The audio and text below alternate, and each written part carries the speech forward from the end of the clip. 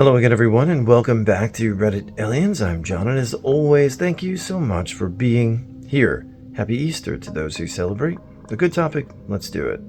What is the scariest experience you've ever had in the woods? Please remember to like, share, and subscribe. I was on a solo backpack trip. I hiked about 18 miles into the Sierra interior and made camp near a lake. I spent 2 nice days fishing. There was not another human in sight. Day 3, I hiked to the southern end of the lake down by the dam to do some fishing. The lake was long and narrow at this point, maybe 50 yards across. I heard some noise and noticed 2 guys across the lake. They were in an established horsepacker camp and were furiously piling rocks into a large cairn. I'm talking about a 6-foot-tall pile of rocks, working fast and furious, grabbing bowling balls and watermelon-sized rocks and piling them up at high speed. And they were both wearing full camouflage gear with face masks.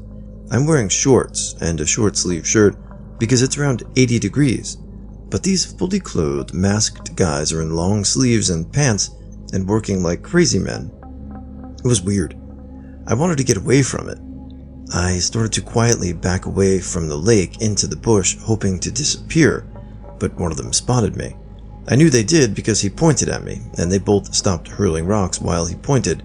I waved, but kept backing into the bush. At that point, they both started running. Not at me, because we had 50 yards of water between us, but rather to their right and toward the end of the lake so they could circle around and get to me. Though they were only 50 yards away across the water, they'd have to run about half a mile to get me by circling the lake. I bugged out. Full sprint panic toward my tent, which was slightly off trail and a couple hundred yards further up the lake. Solo backpack tent and a clean camp, so I was able to strike it down in about 15 seconds. I threw on my backpack, dragging the tent, and raced up a slope away from the lake to a point where I was 100 yards or so above the trail and out of sight. I sat there quiet and terrified for 5 minutes till I heard them coming up the trail. They were muttering stuff I couldn't decipher and clearly searching the area as they went by. I sat there for an hour, silent, praying they wouldn't circle back and find me. I spent that night there without moving, not lighting a fire, nothing, just dead quiet. I woke up the next morning and buggered out in the opposite direction I'd last seen them. I forced myself to march with a cotton mouth for 10 miles until I started running into some other packers and joined them. I've never been back to that lake to see what was under that pile of rocks. I had my window open at the cabin one night with a wood box holding firewood outside, and at about 3 a.m. a mountain lion was sitting there staring at me through the screen about 2 feet away, screaming at me. That will wake you up guaranteed. Those who have heard that sound know. My family went camping, remote area with only a couple of other campers. My brother was maybe 5 years old when he got out of the tent. He was sleepwalking. It's a miracle we found him before he got hypothermia, got hopelessly lost, or fell down a hill. I woke up in the bush and stumbled upon the odd moose, bear, or other large animal walking the woods. The only time I could count myself scared was when I was walking my dog and he tried a large cougar. The cougar was standing over my dog about 10 feet up, just swishing its tail back and forth. I thought it was going to kill my dog for sure, and calling him wasn't working. I backed away slowly, and my dog finally started to follow. He was so happy with himself, he had no idea. I was walking along, and a buck stood up directly off the trail where I'd not seen him lying down. We made direct eye contact from about 3 feet apart, and I stared at his antlers, knowing that I'd be a pincushion if he decided that's what he wanted. Fortunately, he decided I wasn't a threat, and he turned around and left. I was going for a random stroll on a trail not far from town and saw a man hugging a tree. I thought it was weird, so I sped up and circled around the trail. I had to go back the way I came to get to the parking lot, but it had been an hour, so I figured the weird tree guy would be gone. Nope, he was still there, hugging the same tree, but his pants were down and he was moaning. I booked it out of there as fast as I possibly could. As I got closer to the parking lot, I saw a lady walking toward me with her dog, and I had to tell her about the creepy tree guy. I just couldn't leave her to stumble upon that with no warning. She decided to leave and find a different place to walk, so we both got in our cars and left. the weirdest shit I've seen out in the woods, for sure. Not scary, but creepy. Last year I was walking in the woods and going by a creek looking for different mushroom types. I climbed over a log, and on the ground on the other side was a pair of clean sunglasses. This was so weird. No deer stand was above me, and it wasn't hunting season or I wouldn't have been there. I put the glasses in my backpack. Next weekend I was about 50 miles away mushroom searching, went off a trail, and practically crawled under a low tree to move around a sticker bush. Lo and behold, another pair of new-looking sunglasses under this brushy off-trail area. Weird. I then traveled to Oregon, and myself and my grandchildren were playing by a creek in a wooded area, and I went around a small clump of trees to take another pair of sunglasses. So very weird. These were expensive sunglasses, so I gave them to my daughter. Still, what the heck? I had a dude that was all drunk on whiskey with the bottle in his hand following me around the woods for like an hour. I kept telling myself to just beat his ass and make him stop, but I didn't. He just stumbled along behind me until I got to my vehicle and left. Me and a buddy were camping on the Appalachian Trail when we heard a literal pack of dogs barking and howling, and they were getting closer. They get closer and closer. My buddy and I are freaking out. We're probably 18 at the time. It turns out a nearby farmer had lost one of his farm dogs and brought the others out to help find it. Scared us shitless. I was a little shit back in school, and I wouldn't traunt regularly. If I were on my own, I'd go to this wooded place sort of triangled in by a main road on one end, another road lined with factories and warehouses, and the third side backed onto an estate with some bungalows, detached houses, etc. Kind of a little green place in an otherwise built-up large town in the UK. In between these three boundaries, there were fields, which gave way to overgrowth, which then gave way to a group of around 30 to 40 trees, neither deep in the woods nor anything. Anyway, we had built a little den area in there to smoke weed and drink undetected by police, etc. And one day I wandered in there and fell asleep on this bent, gnarled tree that was almost parallel to the ground in a sort of hammock-type way, only to be woken by the sound of someone or something walking nearby in a way that would suggest they did not want to be heard. I leapt to my feet, and there was nobody and nothing there. No dog, cat, or deer that had maybe strayed too close to me without realizing, dashed off startled, and I could see nobody or anything in the trees or the undergrowth beyond. But I could feel something was there watching me. My blood ran cold and everything. Needless to say, I effed off home sharpish and pretended there'd been a flood at school that day to explain my early return. I had no idea what or who that was, but I'm convinced I came closer to getting bummed off by some weirdo or eating off a rabid fox or something. My whole life, nobody has ever believed me, and I actually got teased quite a bit by my close friends about this. I grew up in rural middle Tennessee and would occasionally go camping in the woods next to our house. I say in the woods, but it was more like next to the woods on the edge of our 10 or so acre property. I had one of those crappy single-person tents that used two long flex rods arching over the top of the tent to hold it up. My head was oriented to the open door flap with a small campfire burned down to embers a few feet away. I was laying there and heard the slow crunching of something creeping up to the backside of the tent. I tried so hard to convince myself that it was a deer or a coyote, but it sounded just like someone was tiptoeing behind the tent. I was completely paralyzed until I heard the distinct sound of a freaking panther. It startled me so bad that I began to flail around and kick the back of the tent. I don't know what you're supposed to do in this situation, but flapping around so that the tent collapses on top of you will only supposed to do in that situation. But the tent collapsed on top of you with only your head sticking out of the front is probably not the best strategy. As the tent came down, I see a black panther standing no more than a foot or two from my feet. It stood there for a second or two, and then turned and ran into the woods. I was around 12 or 13 at the time, so this would have been the early 90s. I know species have migrated around a bit since then, so it might not be out of the question to see a mountain lion in Tennessee now, but this was not common back in the day. Plus, the mountain lions you do see are small and brown, not to mention closer to the mountains. This was a freaking all the way 100% big black panther, like you'd see in the zoo. My sister and I went into some woods because her, at the time, boyfriend called and said he was going to off himself. We found him sitting against a tree trunk. He said he wanted me to leave and my sis to stay so he could talk with her. I asked him for his pistol first and he said no, so I asked for the clip out of the gun.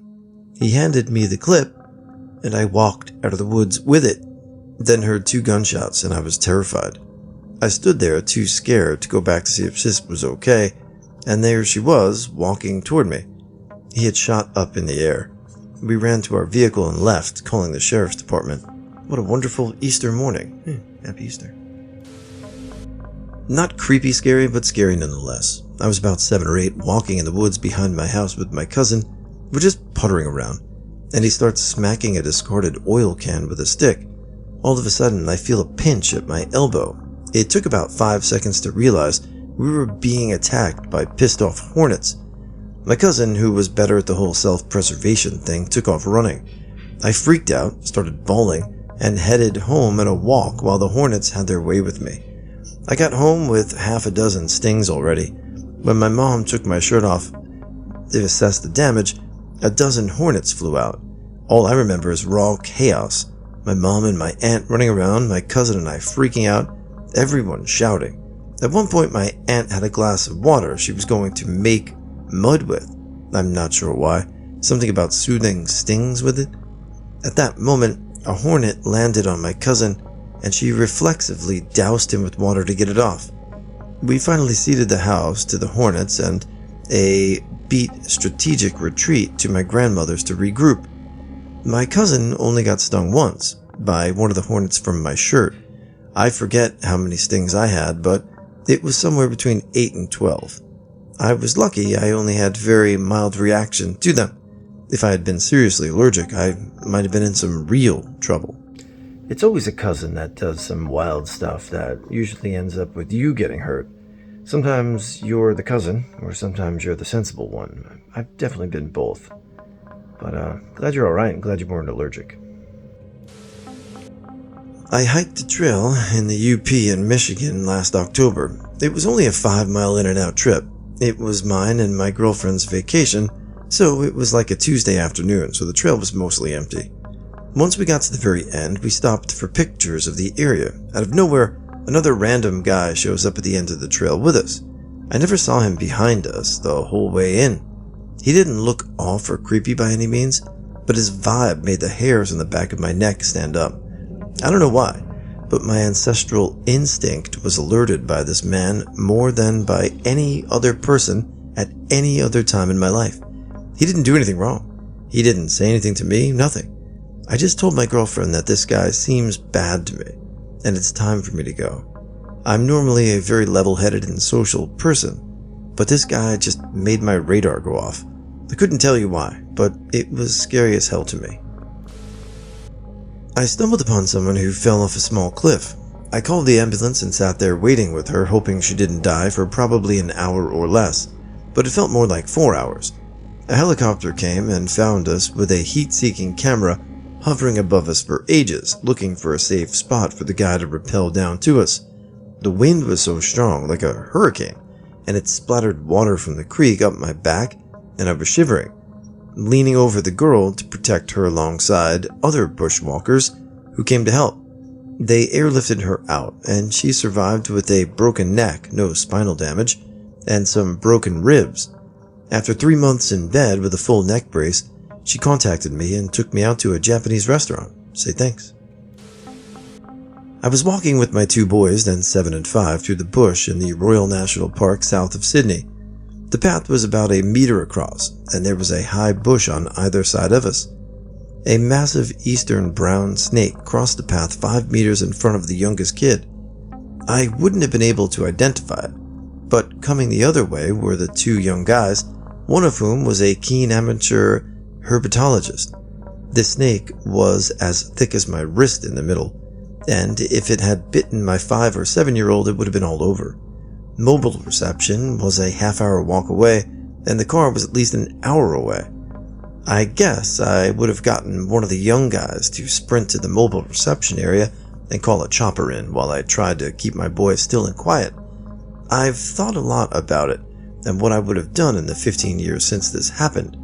Sorry, not the bush, but my first close encounter with a massive diamond python in Brisbane.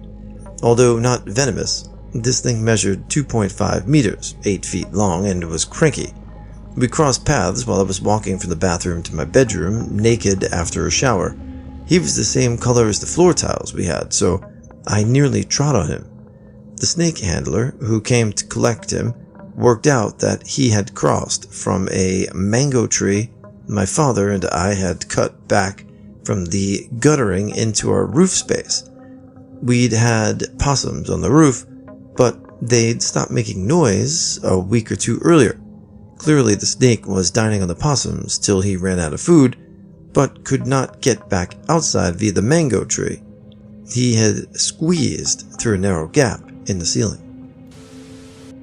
I was camping deep in the Oregon woods with my 2-year-old son and a friend. My friend decided to set up his hammock about 25 yards from my tent. I woke up to hear a vehicle peel out and my friend yelling at me to wake up in a very panicked tone. He said that while I was asleep, a big off-road truck pulled right up to my tent with a couple of guys standing in the back of the truck and yelling back and forth to each other. The guys in the back of the truck were drunkenly yelling to the driver, "Run that tent over a couple times and let's get out of here." The driver kept saying, "Should I do it?" apparently to the passenger, and a female voice yelled to the guys in the back, "What if it's a family or there are kids in there?" They peeled out and left. That's about when I woke up. My friend said he was too terrified to speak and just watched the whole ordeal. We packed up and immediately left. I have two that come to mind. I'm an avid outdoorsman and have had several different experiences in the outdoors. Most of them are wonderful and go without any notable experience outside of the usual beauty and wonder of it all. But these two stand out.